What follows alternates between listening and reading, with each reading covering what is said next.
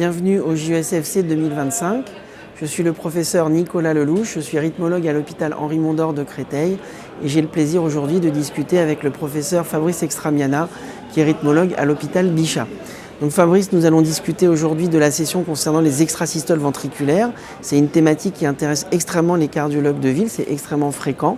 Et donc nous allons discuter de comment traiter, quel bilan et à partir de quelle thérapeutique nous allons proposer le bilan à faire et le traitement adapté aux patients. Donc on va commencer Fabrice par quel bilan on réalise chez un patient chez qui on découvre des ESV et en fait qui ne pas traiter lorsqu'on a fait le bilan. Merci Nicolas. Effectivement, les extrasystoles ventriculaires sont très fréquentes et on les enregistre quasiment chez tout le monde. Tout le monde n'aura pas besoin d'un bilan, mais le rôle du cardiologue est quand même de savoir quelle est la charge en ESV, le nombre de ESV sur 24 heures, et ça passe par un enregistrement Holter-ECG des 24 heures. Et ensuite, le nombre de ESV augmente avec l'atteinte cardiaque et donc il est très important, surtout quand il y a beaucoup de ESV, plus de 500 ou plus de 2000 par 24 heures, de rechercher une pathologie cardiaque et il est indispensable aujourd'hui de faire au moins une échographie cardiaque. Et si l'échographie cardiaque ne trouve pas d'étiologie et si on pense que les extrasystoles ne sont pas bénignes, de poursuivre par une IRM cardiaque. Donc il faut se poser la question du bilan, faire un bilan minimum et éventuellement pousser ce bilan. Alors qu'est-ce qu'il ne faut pas traiter finalement ? Alors c'est une question qui est posée un petit peu à l'envers parce que la question qu'on se pose habituellement c'est qui traiter ? Et on traite les patients parce qu'ils ont des symptômes et qu'il faut les soulager de leurs symptômes ou parce que la situation, la pathologie peut avoir des conséquences néfastes. Et donc les patients qui sont asymptomatiques, qui n'ont pas d'atteinte cardiaque, chez qui les ESV n'entraînent pas d'altération de la fonction systolique ventriculaire gauche, il n'y a pas de raison d'avoir un traitement puisque ce traitement n'améliorera aucune situation et pourrait au pire aggraver éventuellement une situation.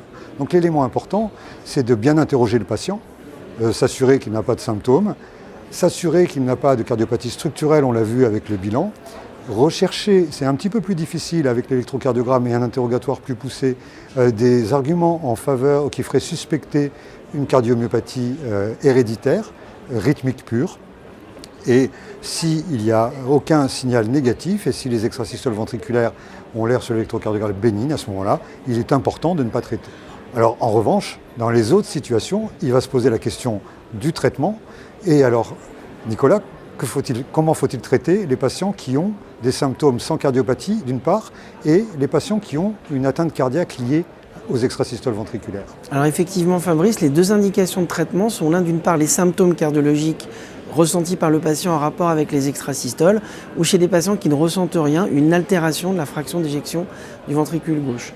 Alors concernant la cardiomyopathie rythmique, c'est-à-dire l'insuffisance cardiaque, on va quantifier les extrasystoles comme ça a été dit et au-delà de 10 000, on peut estimer qu'il y a probablement une relation de cause à effet avec la présence de la dysfonction VG et les extrasystoles.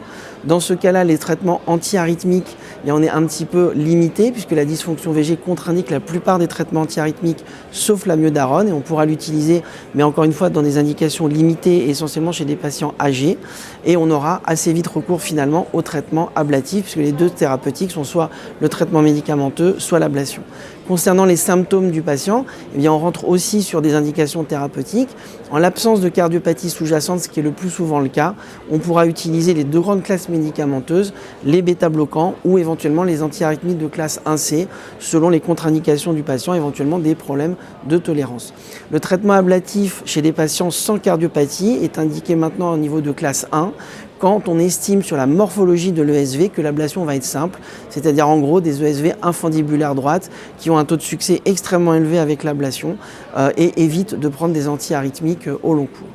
Donc nous avons vu avec le professeur Extramiana la prise en charge des extrasystoles ventriculaires. On retiendra qu'il faut faire un bilan morphologique minimal, il faut rechercher une cardiopathie sous-jacente, notamment avec une ETT et éventuellement une IRM cardiaque si on a un doute sur une cardiopathie sous-jacente qu'on n'aurait pas vue à l'échographie cardiaque. On ne traite pas les patients asymptomatiques sans dysfonction ventriculaire gauche, même éventuellement sur un nombre de SV important. C'est ce que recommandent les guidelines actuellement. Et les traitements médicamenteux ou ablatifs sont indiqués chez des patients symptomatiques ou avec une dysfonction ventriculaire gauche associée. Je vous remercie de nous avoir écoutés. Merci. Merci.